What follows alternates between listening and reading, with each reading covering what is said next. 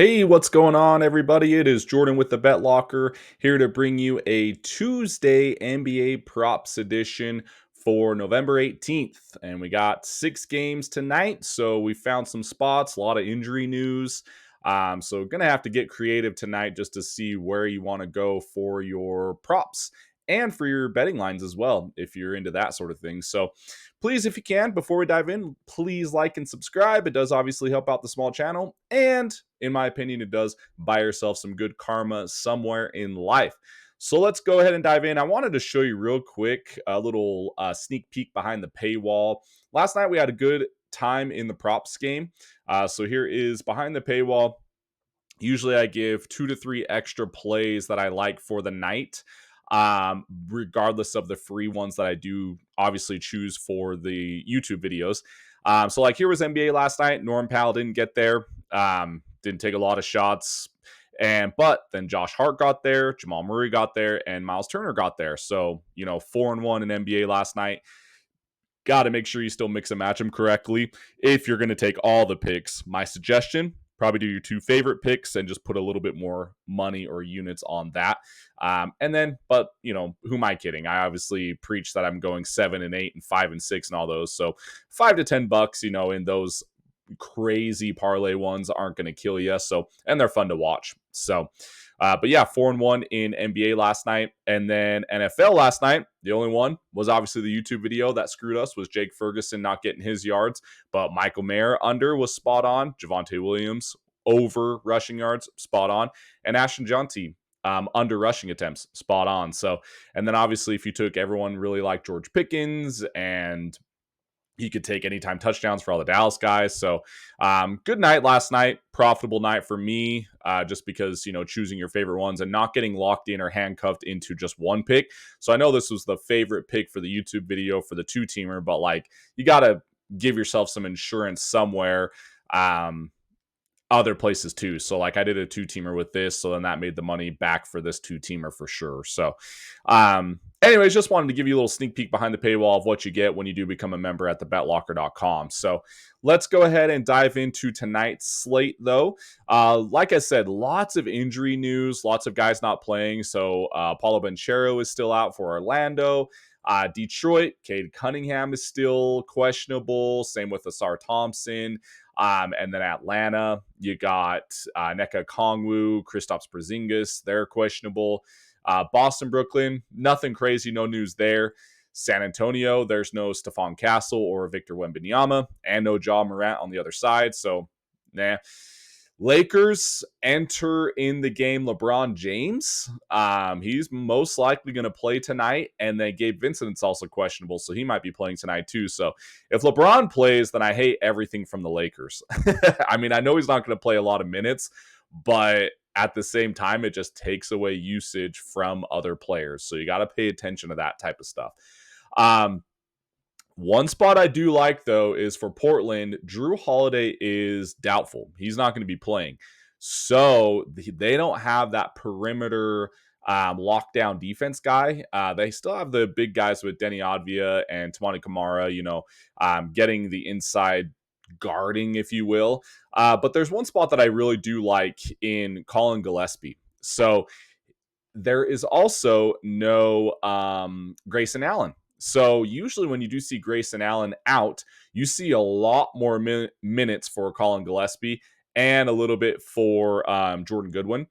But Colin Gillespie kind of takes all of the bump in minutes and bump in usage, especially off the bench. And if you take out Drew Holiday on the other side, and then you're playing against either bench rolls or other second-rate defenders, I feel like Colin Gillespie is in a very good eat spot, especially if he's going to be out there. Because, just last game alone, just for small sample size, he was out there for 31 minutes last game with no Grayson Allen out there. So he really does come off the bench. He really does create the scoring. He get the ball in his hands. And the point guards and the guards in general usually tend to eat against the Trailblazers, especially if Drew Holiday is out. So, you could go with a Devin Booker here, but I really like a buy low spot with Colin Gillespie in the thought process of him getting more minutes and more usage off the bench with no Grayson Allen out there. So, Go ahead and lock in more than 11.5 points for him.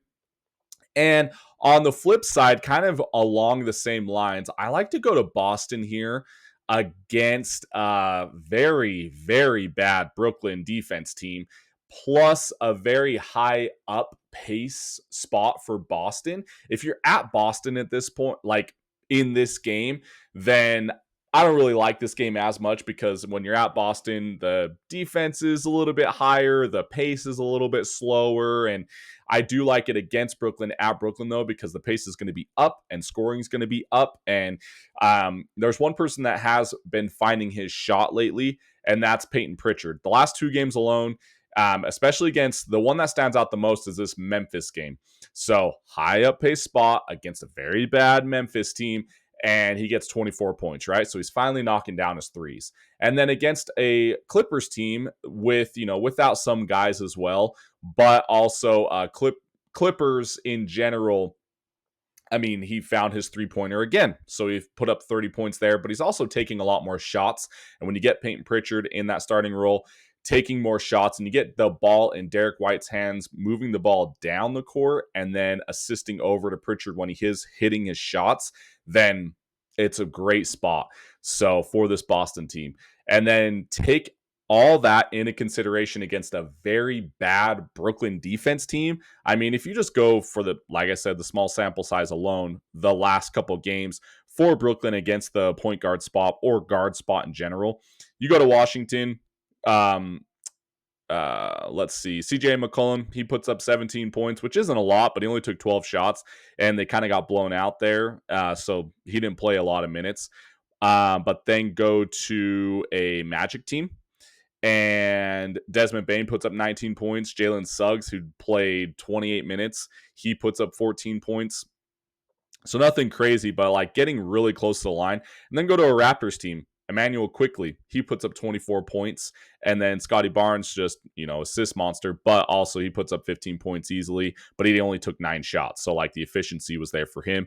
The point is Emmanuel Quickly, open a lot, taking 17 shots and knocking down only 3 threes, getting to 24 points pretty easily against this bad Brooklyn's defense team. So point is, I like Peyton Pritchard here over 16.5 points for his confidence being back, ball getting in Derek White's hands to be able to assist more over to Pritchard and to Jaylen Brown, honestly. And then him knocking down threes and or knocking or taking more shots against this bad Brooklyn team. So I'm not going to lie, he's going to have to do it pretty easily because the spread is, or pretty quickly because the spread is minus 11. So, but I think that he could do it in this spot. And I think it is a little bit more buy low spot for Peyton Pritchard for a guy that's finally gaining his confidence and gaining his 3-point shot back. So, other spots that you could exploit, I mean, not really. If you're on pick 6, there is these, take a slice out or whatever, stat slice to where they do 4 points. There's probably going to be more that comes out throughout the day for this stat slicer, but most of the time early in the day, it is just the points. So Jaylen Brown, Steph Curry, De'Aaron Fox. I mean, so I don't know what spot that I would like to take here. Michael Porter's going to be chucking. He always does, and he can take 1,000 shots. It's his team right now, especially with Cam Thomas off the court still. Jaren Jackson, it seems like he's taking more shots now. But I mean, it is a small sample size. He did the last game, and with no Ja Morant. So like he could be, but he only did it in one game. And before that, he wasn't taking a lot of shots in general. So maybe that's why he has the stat slice. Jaylen Brown, he'd have to do it pretty quickly because if they start blowing these guys out, he's going to be taken off the court. Franz Wagner, I kind of like that spot a little bit for him. So like you'd have to really pick and choose on who you would want here to take advantage of the stat slice. So I don't know, just maybe go with your gut on that one. But if I honestly had a lean, I'd probably use it on a Franz Wagner, 22.5 points, because he's probably going to be in that 20-point range regardless. And so like I would probably use him to, take some off of him to maybe hopefully get to that, 23, 24 point mark. So, but regardless of that, for listeners only, my best spot that I do like is Colin Gillespie over 11.5 points and Peyton Pritchard over 16.5 points tonight. So, as always, like I said, I gave that little behind the paywall thing for our prop bets last night that did really good, 4-1 in both sports. And we went 2-0 in our picks. I had the Cowboys and I had the Heat. So you get everything you see here: locker picks, DFS cheat sheets, prop bets, daily picks, everything, plus including access to our Discord channel for the dirt cheap price of $6.99 a week or $19.99 a month. Basically, get 2 weeks free if you buy the month and just want to do all the winning together. So, yeah, that's it, guys. If you're here still, please like and subscribe. It does help out. I really do appreciate the support. And let's cash those tickets tonight again. All right, we'll see you guys. Hey.